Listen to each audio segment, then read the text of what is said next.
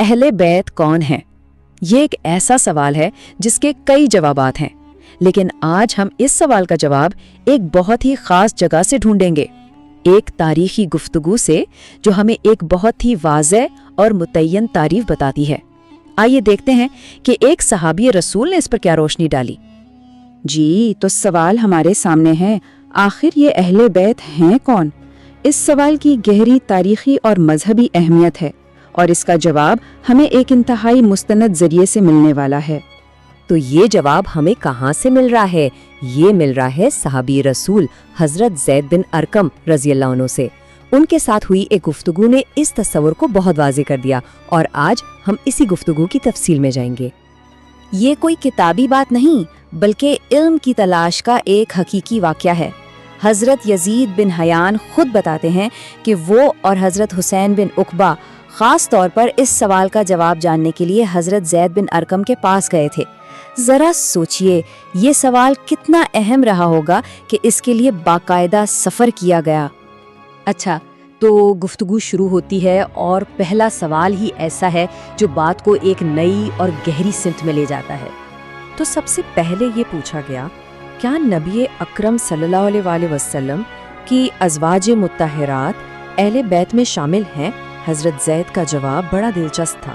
انہوں نے کہا ہاں، ان کی عورتیں بھی اہل بیت میں سے ہیں، مگر انہوں نے فوراً واضح کیا کہ رکیے، بات یہاں ختم نہیں ہوتی، اہل بیت کی ایک اور زیادہ ٹیکنیکل تعریف بھی ہے، اور بس یہیں سے اصل گفتگو کا آغاز ہوتا ہے۔ تو پھر وہ زیادہ مخصوص تعریف کیا تھی؟ وہ ٹیکنیکل ڈیفینیشن کیا تھی؟ حضرت زید بن ارقم نے ایک ایسا بنیادی اصول بتایا جس سے اہل بیت کی پہچان بالکل صاف ہو جاتی ہے۔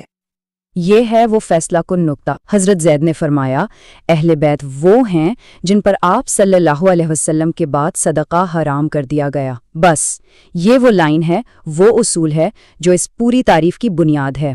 کتنا صاف اور سیدھا پیمانہ ہے نا؟ اچھا، اب اس سے پہلے کہ ہم آگے بڑھیں، ایک منٹ کے لیے صدقہ کو سمجھ لیتے ہیں۔ دیکھیں، یہ وہ خیرات ہے جو کوئی اپنی مرضی سے دیتا ہے، یہ زکوٰۃ نہیں ہے جو کہ ایک فرض ہے۔ اس فرق کو سمجھنا بہت ضروری ہے کیونکہ پوری بات اسی پر ٹکی ہے۔ ٹھیک ہے، تو اصول تو طے ہو گیا، جن پر صدقہ حرام ہے۔ تو اب ظاہر ہے اگلا سوال یہی ہوگا کہ بھئی آخر وہ لوگ ہیں کون؟ اور بالکل یہی سوال جو ہمارے ذہن میں آ رہا ہے، اس وقت حضرت حسین نے بھی فوراً پوچھ لیا، وہ کون ہے؟ تو اب وہ لمحہ آ گیا تھا جب اس اصول کی بنیاد پر کانکریٹ نام سامنے آنے والے تھے۔ اور یہاں آتا ہے اس گفتگو کا سب سے اہم موڑ، وہ جواب جس کا سب کو انتظار تھا۔ حضرت زید بن ارقم نے 4 خاندانوں کے نام لیے جن پر صدقہ حرام ہے: آل عباس، آل علی، آل جعفر اور آل عقیل۔ بالکل واضح 2 ٹوک جواب۔ آئیے اب اس پوری بات کو سمیٹتے ہیں، لیکن بات ابھی ختم نہیں ہوئی تھی۔ ایک آخری سوال نے اس تعریف پر بالکل پکی مہر لگا دی۔ اس بات کو یقینی بنانے کے لیے کہ کوئی شک نہ رہ جائے، حضرت حسین نے ایک بار پھر پوچھا، کیا ان سب پر صدقہ حرام ہے؟ یعنی کہ کیا یہ اصول ان 4 خاندانوں پر بغیر کسی ایکسیپشن کے لاگو ہوتا ہے؟ اور حضرت زید بن ارقم کا جواب حتمی تھا، صرف ایک لفظ، جی ہاں۔ بس اس ایک لفظ نے پوری بحث سمیٹ دی اور اس تعریف کو ہمیشہ کے لیے تاریخ میں محفوظ کر دیا۔ تو اس پوری گفتگو کا خلاصہ کیا ہے؟ اس کا مرکزی نقطہ یہ ہے کہ حضرت زید بن ارقم کی اس روایت کے مطابق اہل بیت کی ایک بہت ہی مخصوص تعریف اس اصول پر مبنی ہے کہ ان پر صدقہ لینا حرام ہے، اور اس دائرے میں یہ 4 خاندان آتے ہیں۔